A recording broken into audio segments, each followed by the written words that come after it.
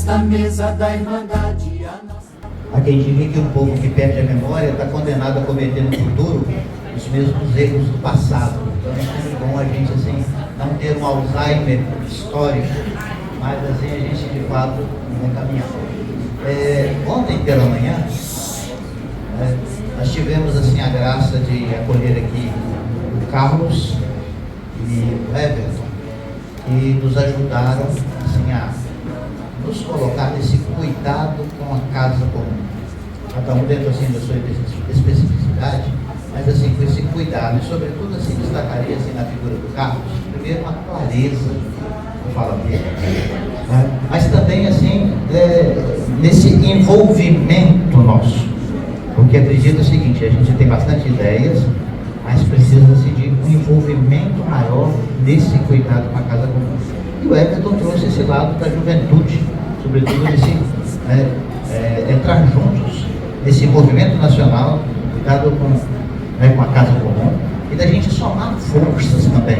Há várias iniciativas que às vezes não se conversam entre si, iniciativas que às vezes isoladas, que a gente precisa então de articular essas várias iniciativas, fazendo com que ganhem corpo e peso. Depois disso, tivemos também aqui uma fala assim muito luminosa com a Marlene e a figura também do professor Luiz Moura. O professor Luiz Moura, com esse destaque assim, sobre a educação, nos chamou a atenção que educar é recuperar a humanidade nas pessoas, é conduzir as pessoas para a humanidade, ensinar a ser humano. Até faço um paralelo, um parêntese, que aquilo que nos humaniza salva, e tudo aquilo que desumaniza condena. Então, nesse sentido, educar é esse ajudar a pessoa a recuperar o melhor que tem dentro dela. Infelizmente, parece que a gente vive um momento em que a pandemia, ao invés de acordar o melhor, esse momento nacional também da polarização, ao invés de acordar o melhor, tem acordado o pior. Então aí se torna mais urgente ainda esse trabalho de educação. E a Marlene, com a sua fala assim, muito próxima, envolvente, nos ajuda assim, a recuperar, às vezes assim, dentro dessa humanidade, assim, esse brilho, de nos envolvermos, de ser gente, e com as suas histórias, porque as histórias falam, é uma fala continuada, porque ela continua viva dentro da gente. Então eu acredito que ela também nos incentiva a contar histórias, mas histórias que humanizam, histórias que nos ajudam a ser melhor. Depois, tivemos a oportunidade com o diácono Jaime de olhar alguns pontos do documento 105 e com muita clareza testemunham para nós a importância desse envolvimento sociopolítico, de que a política é o campo próprio dos cristãos leigos e leigas, um campo próprio que a gente precisa sim de se apoderar dele, não só dos conceitos, como ele colocou muito bem para nós dentro do documento, mas dessa prática e da gente assim se encorajar mais, porque parece que nós estamos um pouco meio tímidos, e enquanto a gente não avança, se o bem não avança, o mal cresce. Então, nos incentivou muito nessa direção, desse engajamento. E o Cleiton também, teve a oportunidade de nos ajudar assim, a ir concretizando algumas ideias, também nessa direção desse engajamento sociopolítico. E, gente, na parte da tarde com o Marcelo Barros, e assim, para mim, pessoalmente, me fez olhar um pouquinho. Eu não tive a oportunidade de conhecer o Dom Helder Câmara pessoalmente. Estive até em Olinda quando ainda estava vivo, mas fui fazer uma visita e ele não estava em casa, estava viajando. E a figura de Marcelo Barros, com muita simplicidade, mas com muita profundidade, nos ajuda a recuperar essa profecia no meio do laicato. De sermos, então, de lembrar que pelo nosso batismo, somos todos também ungidos com o Espírito. Nós temos em nós essa força do Espírito.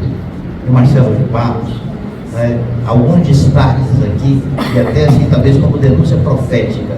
e dizer que muito talvez da nossa liturgia tem sido uma liturgia, talvez como que assim, não é a palavra que ele usou, mas um pouco maquiada, que não resgata de fato aquilo que precisa ser um encontro com o mistério profundo de Jesus, que nos transforma a partir de dentro.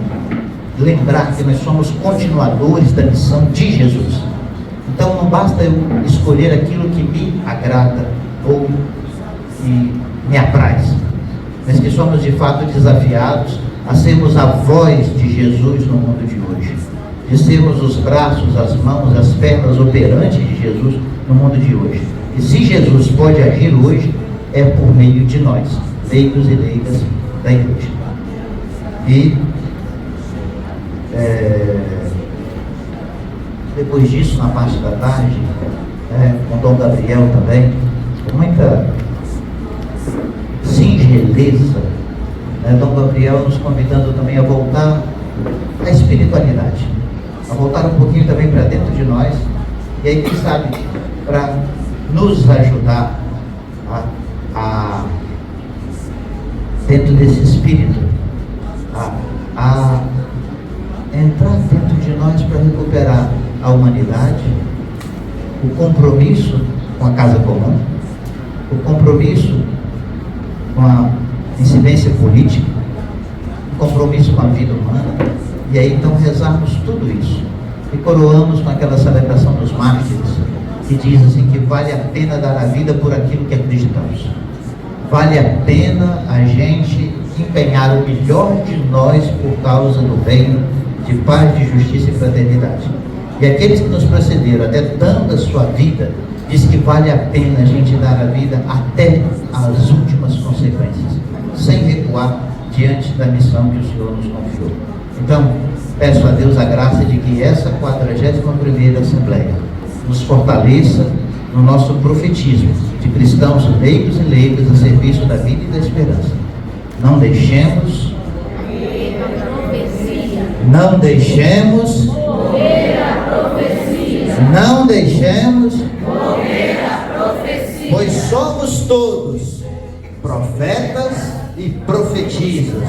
Pois somos todos profetas e profetisas. E se calarem a voz dos profetas, as pedras falarão.